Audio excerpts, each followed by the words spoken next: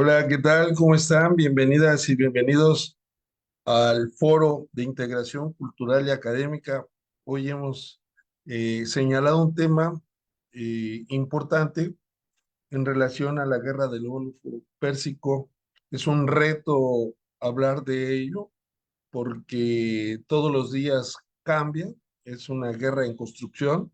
No es lo mismo que nos reuniéramos para hablar de la Segunda Guerra Mundial o de la Primera Guerra Mundial, que ya fue desarrollada completamente, pero hoy tenemos un reto y quiero saludar a mi querido amigo y colega, al doctor Wilman Díaz, como siempre. ¿Cómo estás, Wilman?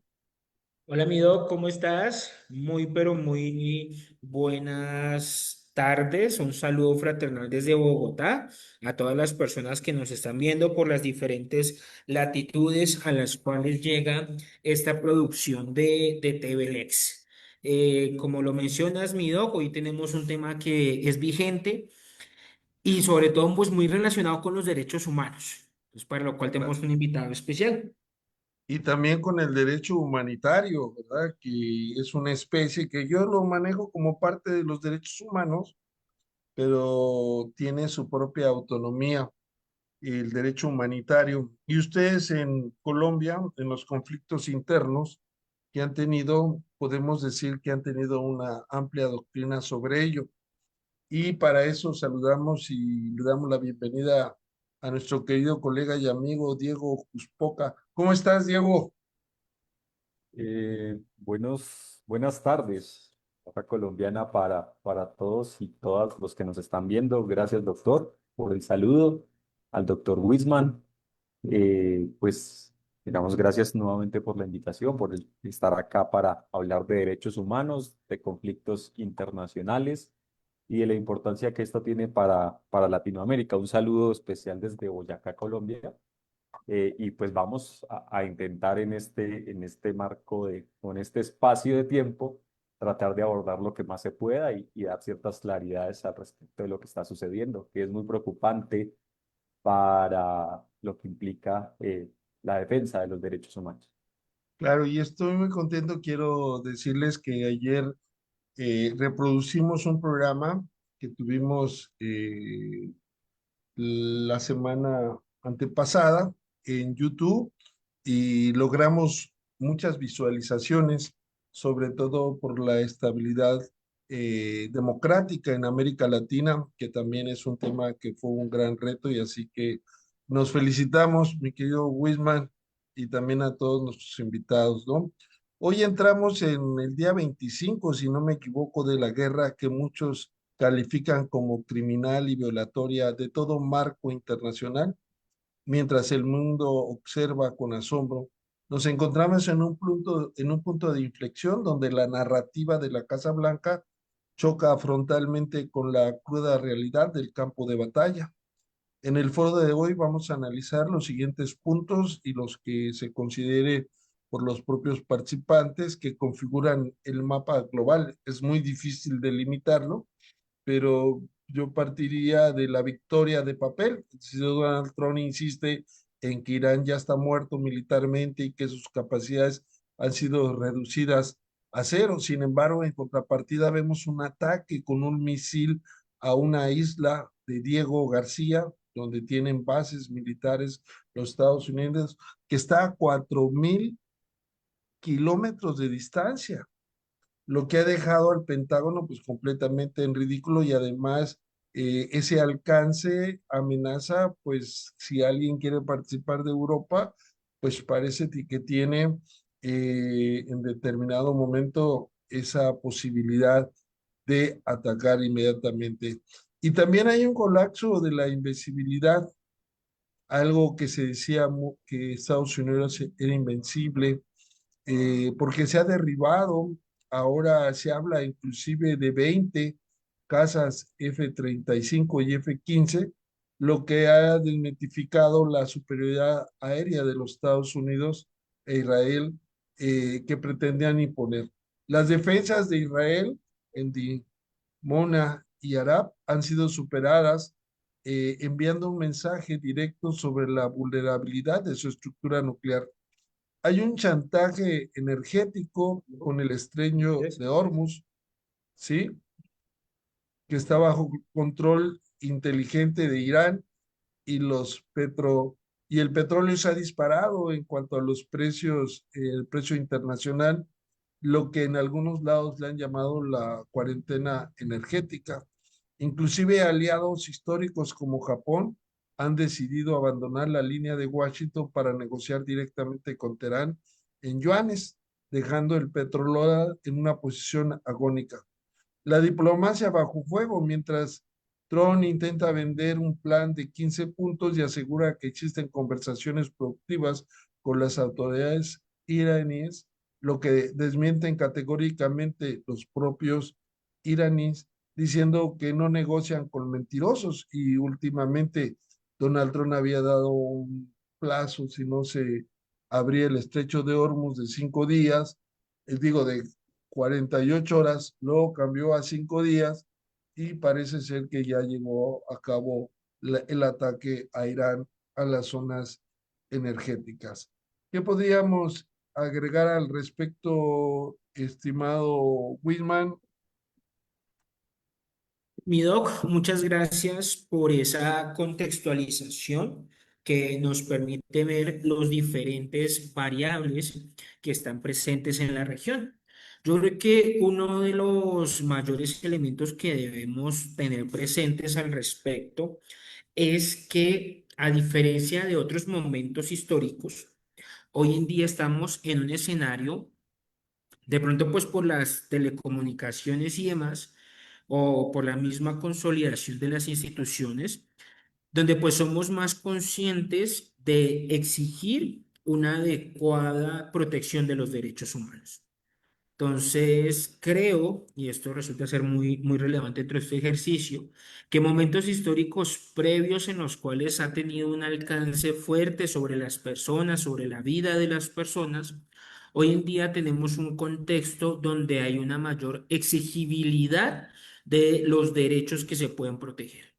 Entonces, claramente, para poder entender el escenario que está presente, dentro de la región, pues vamos a ver factores geopolíticos, factores económicos, factores diplomáticos y demás. Pero creo que es trascendental ver, y es como el espíritu de nuestro foro, evidenciar y concretar que en este escenario son vidas las que se están perdiendo. Son personas que no están teniendo un acceso a los alimentos, son diferentes escenarios donde hay una afectación a la dignidad de las personas. Entonces yo le agregaría, dentro de la perspectiva que estamos desarrollando, pues evidenciar que estamos ante un escenario, ¿sí? En el cual está viéndose una acción, una conducta, una realidad que está afectando la vida y la dignidad de las personas. Ahora, ¿qué podemos hacer al respecto? Es un cuestionamiento muy fuerte, pero creo que en un escenario denominado o mandado por las comunicaciones, el simple hecho de poder presentar esta realidad bajo esta perspectiva ya es un aporte significativo, y lograr establecer que más allá de los elementos geopolíticos, políticos, militares, de seguridad y demás relacionados a la relación entre Irán, Estados Unidos e Israel, pues siempre resulta mencionar que hay vidas en juego tras de estas perspectivas. Ese sería como mi primera aporte, mi primera contextualización. Muy bien, muy interesante. Y desgraciadamente el inicio de la guerra por Israel y Estados Unidos ocasionó algo que se quería culpar a propio Irán de la muerte de más de 180 estudiantes. Eh, y eso es un crimen de lesa humanidad, atenta contra el derecho humanitario. Y estamos viendo una bestialidad, se hablan de más de 1.000 muertos ya en Irán. Pues es lo que deja la guerra. ¿Qué nos puedes agregar, Diego, por favor? Bueno, nuevamente muchas gracias. Efectivamente, el doctor Alfonso Jaime en su introducción nos decía que la guerra ya lleva 25 días. Y fue una guerra que Estados Unidos estimó un presupuesto de una semana, con unos costos económicos bastante altos. Considero que efectivamente la postura y también lo que dice el doctor Wisman es fundamental, porque efectivamente en este tipo de conflictos los pueblos son los que sufren. Los pueblos son los que llevan la peor parte dentro de lo que implica el conflicto. Pero yo quería, digamos, de cierta manera, recordar que en los espacios que hemos tenido durante este foro, donde conversamos efectivamente estos temas, el año pasado hicimos uno de estos foros sobre el tema de Palestina y que implicaba el genocidio. Después hicimos otro respecto de lo que pasó en la invasión en Venezuela, sobre, de cierta manera, la dinámica que mantiene Estados Unidos y el control desde lo militar y lo diplomático y geopolítico en nuestro continente. Y todo, indudablemente, parece o está relacionado con lo que está pasando actualmente. O sea, no era posible atacar a Irán si no se tenía el petróleo venezolano. No era posible. Entonces, digamos que es una opción que viene siendo marcada, que es una estrategia utilizada. Lo que pasa es que, hay que decirlo, Venezuela no es Irán, no es, digamos, el mismo componente y la misma relación de poder o de fuerza económica para el mundo.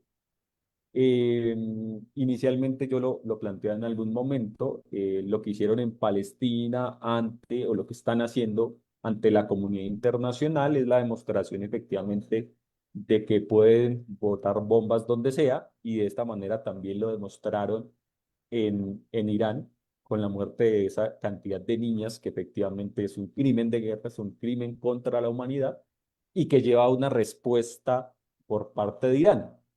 Respuesta efectivamente donde, repito, los pueblos llevan la peor parte. Efectivamente, hoy estamos ante una nueva estructuración del mundo, donde ya el dólar está perdiendo su valor, porque lo están reemplazando monedas como la moneda rusa, como la moneda china, como la moneda japonesa. O sea, cada uno quiere, digamos, negociar en condiciones mucho más favorables, no bajo las reservas de oro tal vez, más no las reservas de papel que tiene Estados Unidos y que se ha venido demostrando con el pasar del tiempo y de los años. Es una guerra también ideológica, porque Irán en algún momento, toda su capacidad petrolera era de los británicos y, digamos, también de los norteamericanos. Después de que viene ese cambio interno en Irán, que podemos tener multiplicidad de cuestionamientos al respecto desde el posicionamiento de los derechos humanos, pues las condiciones cambian y Irán, digamos, a través de un tema de nacionalización de sus recursos, pues plantea, digamos, otras formas de entender su desarrollo. Y eso lo vuelve un enemigo en la región, en el Golfo Pérsico, un enemigo para Occidente, un enemigo declarado, pero repito, son acciones y por eso es importante la construcción de la memoria histórica, porque este 2026 nos ha recibido con una multiplicidad de conflictos, o sea, muy, muy, muy complejos para lo que implica la humanidad, para el futuro de la humanidad bajo este presente tan conflictivo. Pero esto viene desde el 2019, en el primer gobierno, recordemos, de Donald Trump, donde esta guerra ya se venía preparando. El bloqueo económico a Venezuela ya se venía preparando. Lo que está pasando en Cuba tampoco, digamos, es lejano a plantear que parece que el mundo se divide en dos posturas y nos quieren llevar a esa dinámica. Muy interesante porque la evolución de los acontecimientos que podríamos decirse, los síntomas son la guerra actual. Sin embargo, recordando Palestina, ha sido asediada desde hace mucho tiempo. Ya el Estado de Israel tiene una política de expansión territorial. De hecho, no solamente ha atacado a, a Irán, sino también ha atacado a Líbano, a Siria, ¿no? Porque ellos tienen una idea, hasta inclusive lo fundamentan en cuestiones que hoy yo no podría sí válidas, porque hace mucho tiempo epistemológicamente separamos la cuestión religiosa con la cuestión política. Y ellos hablan del gran Israel y el regreso del Mesías, ¿no? Que va a venir, pero para eso tienen que este, apropiarse del Golfo Pérsico. ¿Qué podemos decir al respecto, estimado doctor Wisman? Bien, yo creo que haciendo las salvedades que hemos desarrollado, me analizar qué está pasando con el sistema internacional y la falta de comprensión de la autodeterminación de los pueblos, pues adquiere un valor relevante. En ese momento, pues podemos cuestionar sobremanera las acciones que está haciendo o no está haciendo las Naciones Unidas, pero esto no puede llevarnos a concluir que las instituciones o la institucionalidad que se ha configurado dentro del sistema internacional, dentro del derecho internacional, son elementos que en este momento lleguen a perderse de vista. Hoy más que nunca, el hecho de que estén pasando estas circunstancias nos debe llevar a considerar dentro de este análisis la importancia de seguir teniendo como criterio o brújula de análisis, pues la propia protección de los derechos humanos, de la dignidad humana, del derecho internacional humanitario. Porque pues hay realidades que no se pueden desconocer y sobre todo que no se pueden evitar. Y estas realidades son las guerras. Todo este siglo, yo creo que después de pandemia nos demostró esa realidad. Aún seguimos con un conflicto vigente entre Rusia y Ucrania. Aún seguimos con un conflicto presente en Israel con Palestina y ahorita Líbano. Aún está presente varios conflictos internos, aún está presente pues estos escenarios bélicos como tal. Pero es justamente en este espacio donde debemos cuestionar y decir, oiga, ¿qué soluciones desde el derecho internacional podemos plantear? Y yo creo que una de las principales es volver a la autodeterminación de los pueblos. En esta medida se logra evidenciar que muchas de las circunstancias que vemos en la actualidad son fruto de ejercicios de intervención que son una afrenta directa, una gresca directa con la autodeterminación de los pueblos. O si no, ¿cómo más podemos entender lo que llevó a Ucrania a la guerra entre Rusia y Ucrania? Fueron ejercicios de intervención. ¿Qué elementos da insumo para que Israel empiece a hacer sus actuaciones gracias a un intervencionismo en la región? Pero ¿dónde queda en ese proceso de autodeterminación, ese proceso de elementos de integración regional?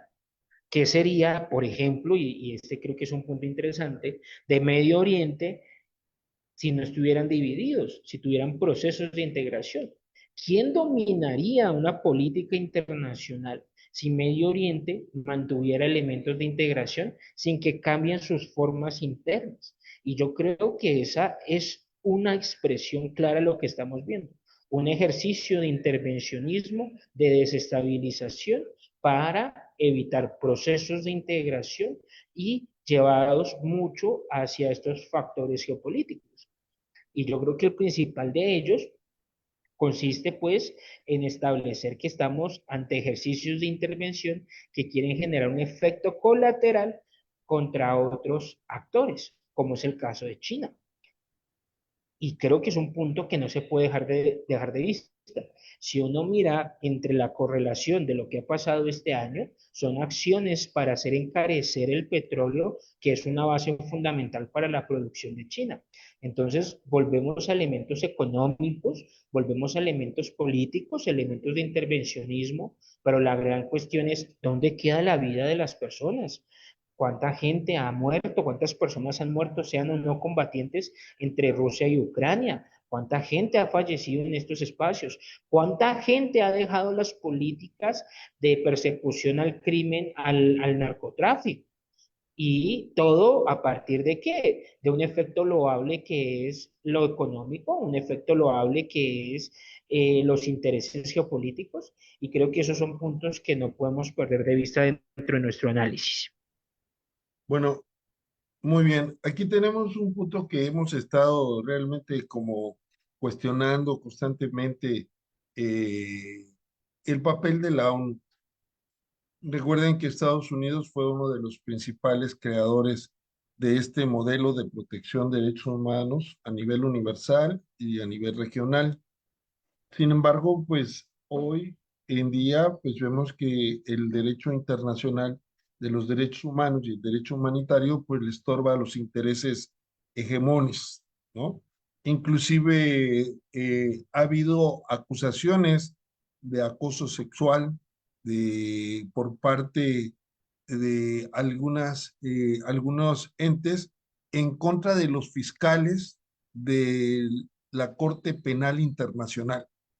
¿Por qué? Porque están investigando, pues, los crímenes que se cometieron contra la guerra de Irak y también el papel de, como todos sabemos, hay una orden de aprehensión en contra de Netanyahu y esto también juega un papel muy importante, que inclusive estos personajes son tan patéticos que en sus propios países están acusados de corrupción y que la guerra les ha impedido, por un lado, en el norte del continente, olvidarse de cuestiones sexuales y en el Golfo Pérsico de cuestiones corruptas.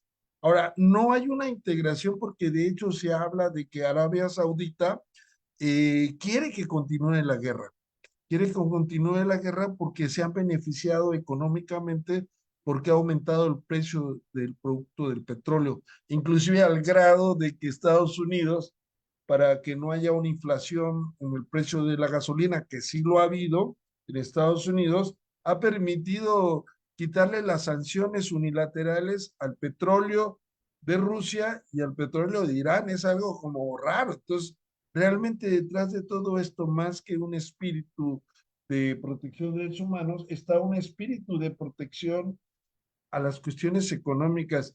Y siempre ponemos esto y esperamos tu comentario en casi todos los paneles que Yo no hacemos. tengo nada que hacer. ¿Pero qué haces? Nunca. ¿Cómo es tu nada? ¿Cómo es tu nada? Yo nunca tengo nada Yo voy que a tu hacer. casa y ¿qué estás haciendo? Nada, nada, absolutamente ¿Pero nada. qué? O sea, estás tirado en la cama, miras tele, Es que comes. la gente le gusta hacer algo a fuerza, No, pero ¿cómo es tu nada? a fuerza. Y yo les quiero enseñar a la gente a no hacer nada. Entonces siempre... ¿Cómo ves, mi querido Diego? ¿Qué podrías comentar al respecto de ese retroceso, podríamos, institucional en la protección de la humanidad, no de los derechos humanos, de la humanidad y del propio planeta? Porque un tema que también no hemos tocado es la contaminación al medio ambiente que generan las guerras, ¿no? Adelante, Diego, por favor. Claro, este conflicto tiene, digamos, se tiene que verificar de manera amplia porque tiene situaciones de orden religioso, de orden cultural, de orden político, de orden económico a un grado bastante amplio y de diferentes órdenes, y inclusive del orden ambiental. Hoy estamos en el momento del cambio climático, pero ellos están acelerando el cambio climático con estas guerras y no les importa. Respecto de la ONU, tendrá que reformarse la ONU, tendrá que aprender, tendrá que modificar, pero sobre todo tendrá que en el momento, después de esta situación bélica y de este conflicto, quien gane no ponga las condiciones. Porque es que ese fue el problema después del 48, que los que ganaron pusieron unas condiciones y en esas condiciones se establece, por ejemplo, el Consejo de Seguridad de las Naciones Unidas y el derecho al veto. Y eso nos lleva, digamos, a situaciones como la actual. Entonces, lo primero que tiene que hacer el derecho internacional para proteger a la humanidad es que aquellos que ganen no sean los que pongan las condiciones, sino que efectivamente se respete la voz de todos los pueblos del mundo.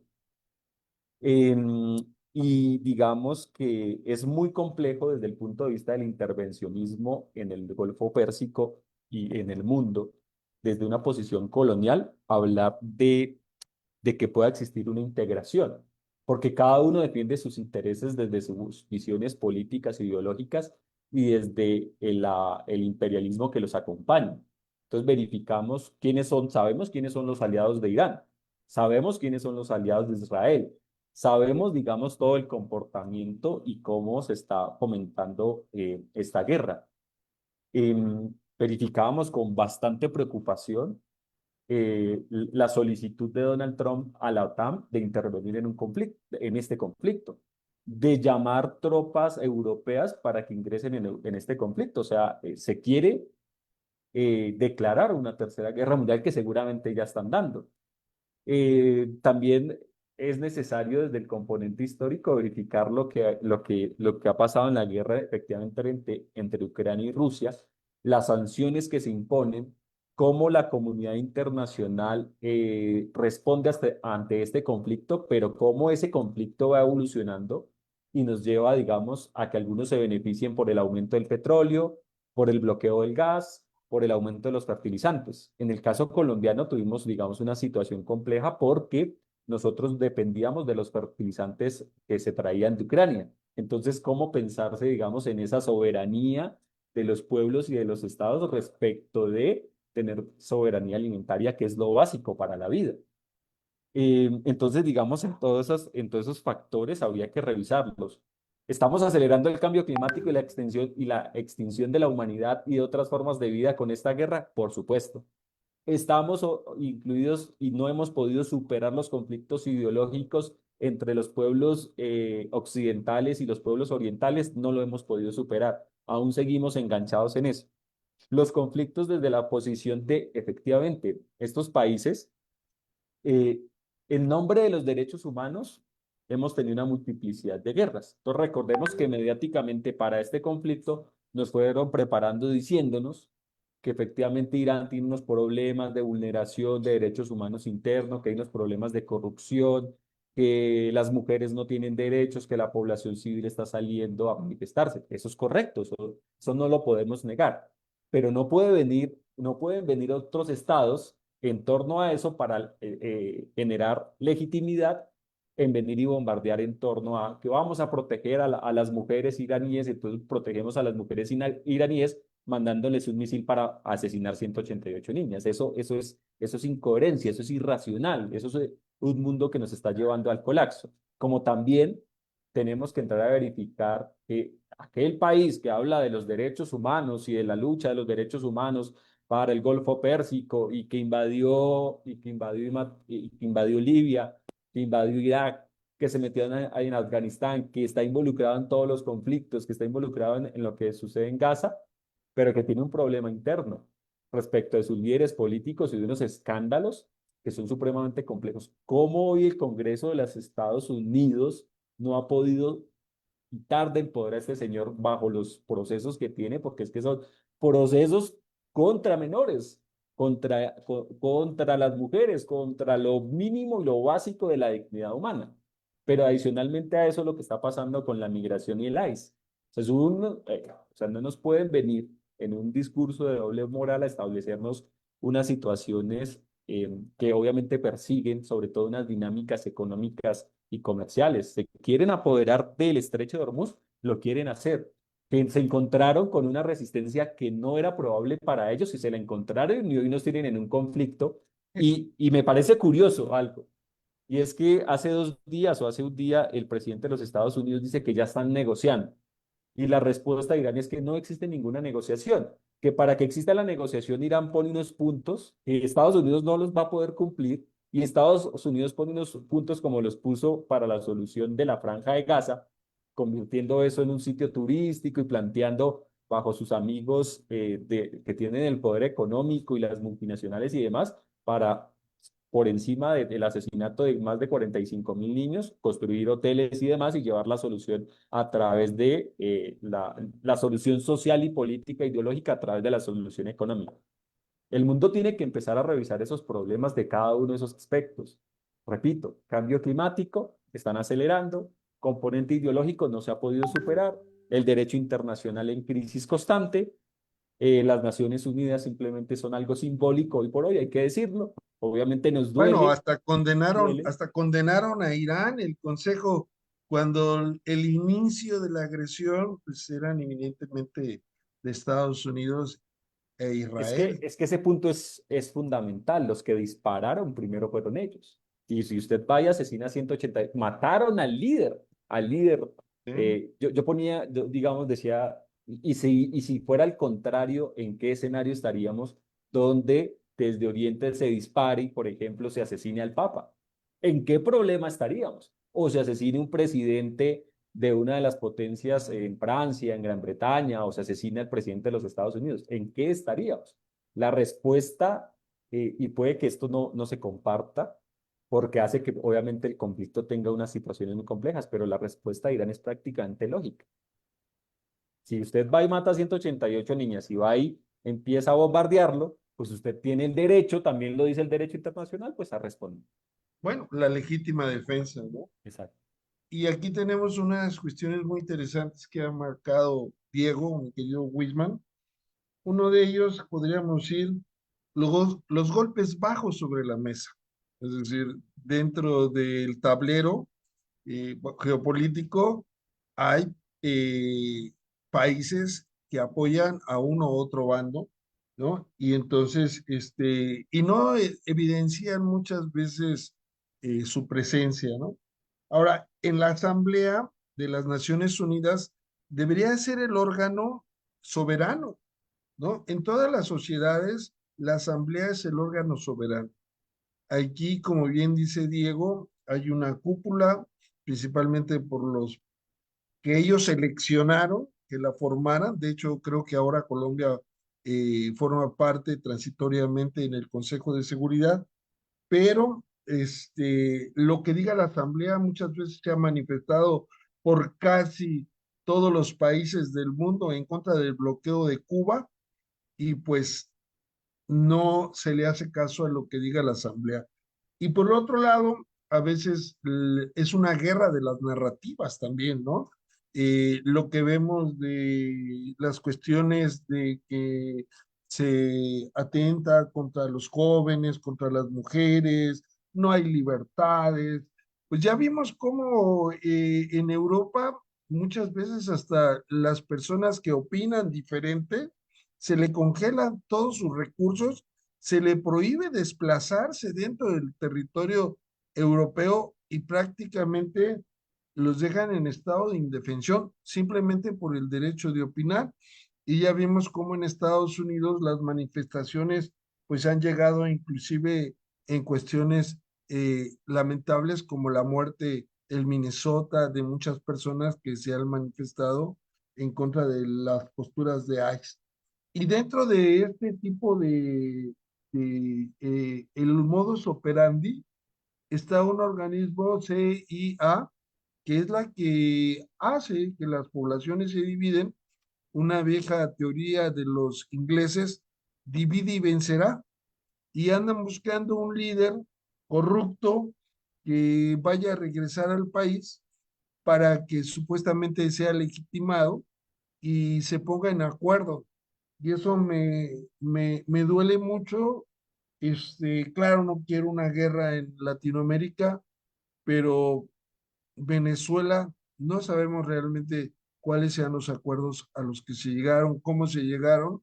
Solo vemos algo de una resistencia mínima. No queremos una resistencia. Primero, no queremos que se toque a ningún país, que sea libre y soberano, ¿no? Y ahora también, de repente, Donald Trump no nos invitó a la fiesta en esa de la seguridad de las Américas a Colombia, a México y a Brasil. Entonces, las cosas, como que usan un discurso y hacen otro. Entonces, ¿qué podemos agregar, estimado Whitman? Gracias, Doc. Pues yo creo que aquí toca volver a reforzarnos hacia una comprensión de que somos diferentes los pueblos y que esa diferencia hay que respetarla. Entender que si bien el desarrollo económico se convierte en un derecho en la medida de que busca dignificar a las personas, la forma en que se desarrolle ese desarrollo económico debe ser en términos de derechos humanos y que claramente se hace indispensable un respeto por la autodeterminación de los pueblos. Pero yo creo que aquí también hay un punto importante y es agregar el fomento a las integraciones regionales.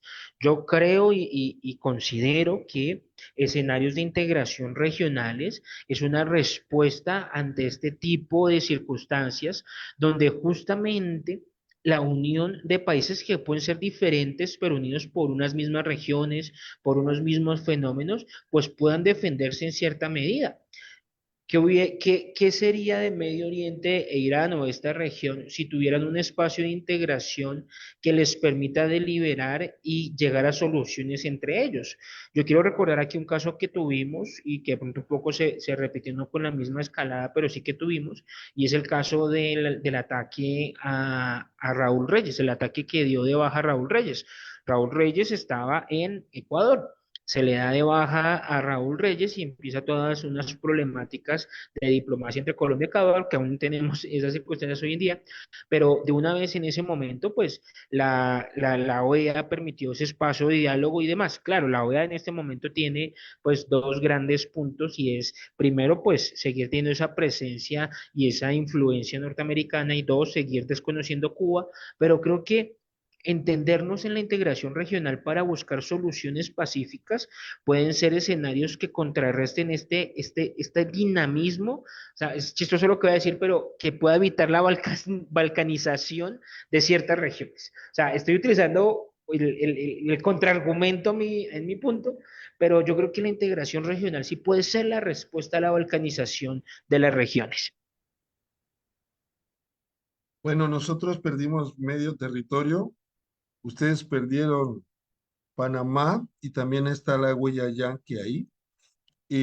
Vamos a dar una conclusión por cuestión de tiempo y logística. Y como es sí, una guerra en construcción, yo les pediría que pudiéramos abordar, de acuerdo con los últimos acontecimientos que se den esta semana, este mismo tema desde una perspectiva de Latinoamérica para respetar los derechos humanos. Yo tengo 5 propuestas: una adherencia estricta al derecho internacional y la Carta de la OEA. Se propone que en la Carta de la OEA las naciones latinoamericanas exijan el cumplimiento del artículo 2 y párrafo cuarto de la Carta de las Naciones Unidas, que prohíbe la amenaza o el uso de la fuerza contra la integridad territorial o independencia de cualquier Estado. América Latina debe rechazar las guerras de elección y el uso de artículos de defensa propia como el 51 para justificar agresiones flagrantes que no tienen ni base legal ni moral.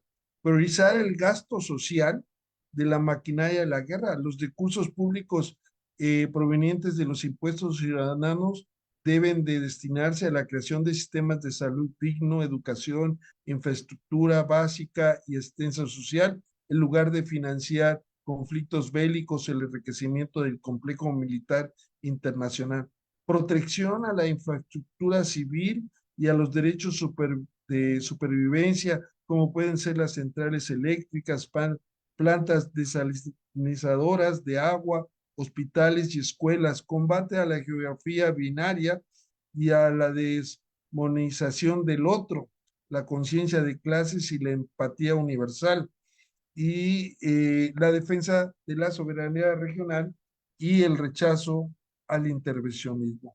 Fortalecer continentalmente los recursos y también la participación de los trabajadores. Eso sería para mí una serie de propuestas que vinieran a enriquecer desde mi punto de vista el realmente respetar en serio, como dice Donald Reworking, los derechos humanos. Su conclusión, doctor Wisman. Mido, pues mi conclusión es reafirmar la importancia de del fomento de las integraciones regionales para que la autodeterminación entre los pueblos similares permitan soluciones pacíficas a los conflictos. No los podemos evitar, pero estoy seguro que sí se pueden gestionar de una forma pacífica. Muchas gracias, doctor Diego. Gracias. Considero fundamental, me parece importante la integración regional, aunque le veo unos problemas muy complejos desde el punto de vista del colonialismo.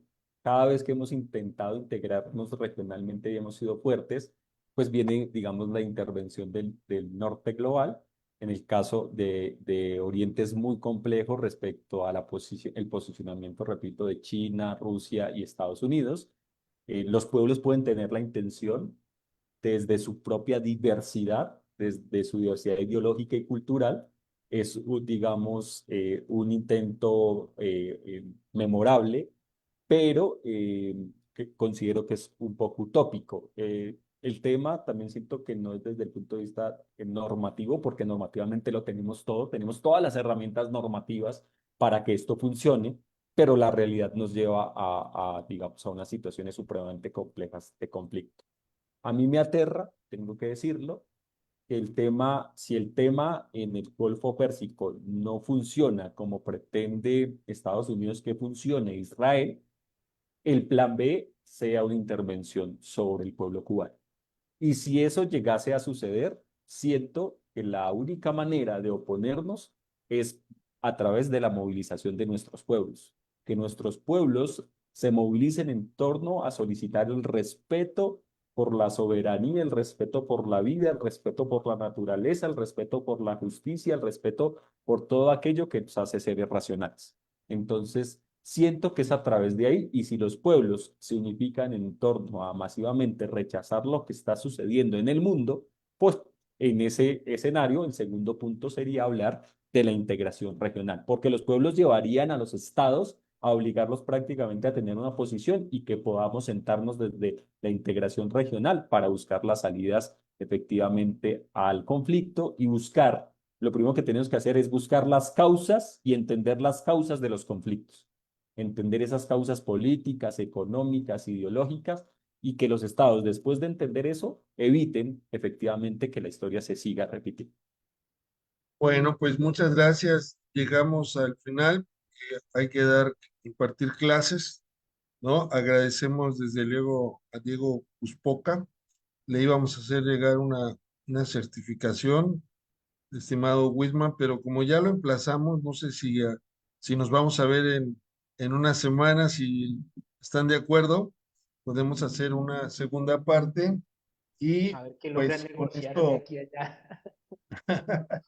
esperemos que todavía los contendientes estén bien, ¿no? Que ya no haya, que lleguen a un acuerdo, Así aunque es. desgraciadamente para un acuerdo de esa magnitud hay que ser serios Claro. y todos sabemos quién no ha sido serio. Porque nos faltó tocar un tema que es fundamental y que tiene que ver con los acuerdos nucleares y que es profundamente tensionante en la región, en el Golfo Pérsico. Bueno, pues ya tenemos parte del tema de la próxima semana. Gracias, estimado Diego. Así que nos vemos pronto, mi querido Whitman. Diego, ¿dónde más? En TVLX, mi doc. Perfecto. Hasta pronto. Gracias por escucharnos y vernos. Hoy vamos a repetir pronto. este programa en YouTube. Síganos en la página de YouTube. Hasta pronto. Buen día. Bendiciones. Rompe la verdad, es tiempo de liberar la mente. El poder está en TVLX, donde hay más para encontrar. TVLX.